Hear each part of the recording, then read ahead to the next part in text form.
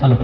nhớ tôi lúc sau là xin nói đi, tôi lúc sau sai cái cho nên giống gì, cái tin chào quý vị sẽ nói cho lòng mù, ngày nó lúc chút lúc cỏ, thời gian tao nói cho đúng sai rồi cho nên giống gì lấy từ mong tôi sẽ nói khỏi cho lòng mù mà mình sai đua nó sẽ là lòng đông là nó không đâu tồn tại cho nên giống gì lòng mù sai áo cái này đua thì sau khi về thằng nào sư về cho chúng ta nói những tin chào quý vị sẽ được thoát lên sơ tù lòng mù này, nó lúc chút lúc cỏ cho nên mình khác nhau rồi. Để nó tại sao bé tôi cho nó tôi cho ý chỉ để chỉ cho nó bóng chỉ tao tôi chuyện bắt đầuอยู่vào mình xin á nó sáng rõ từ lúc chúng tôi có phải những tin trong huy sẽ được sau lên sân tù. Thế cho sẽ được là bây giờ nó sắp để sát sự của nó những điều này đi và cô bạn đang quan trọng đó là hai trăm gì đấy rồi. Nếu không dừng lại bao nhiêu sẽ được bao nhiêu cái để điều gì tin trong huy sẽ được sau lên sân tù. Những trường hợp chính thì là sẽ có một trên cái lĩnh vực của trên cái lĩnh vực gì áp dụng. Như là tham gia thông qua sẽ là lấy rồi. rồi đi nổ đây cả liền chua cho nó cho nó chua cho nó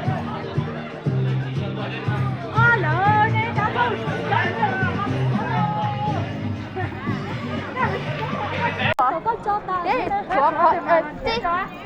xin là bên nó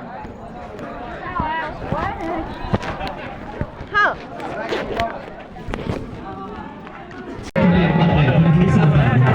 Ai có nhu cầu thì có tiếp tục hát những điều này cho bây giờ thú vị. ở nhà cửa lo lo đi tao nó hả chị na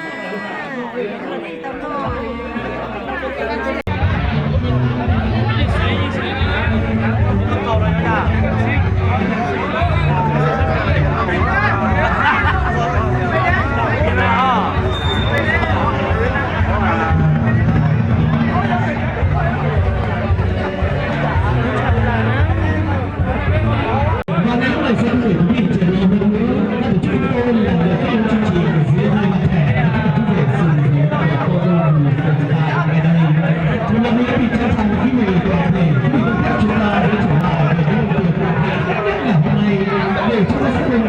Ghiền Mì Gõ để không bỏ lỡ những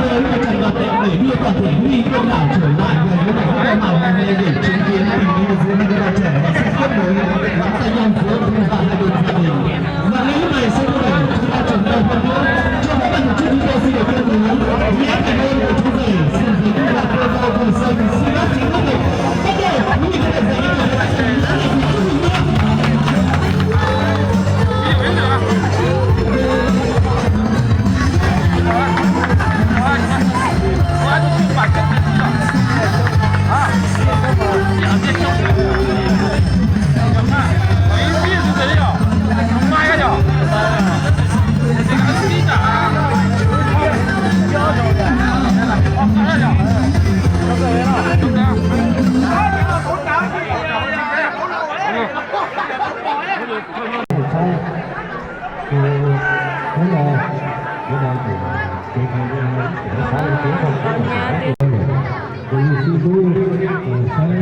hấp dẫn.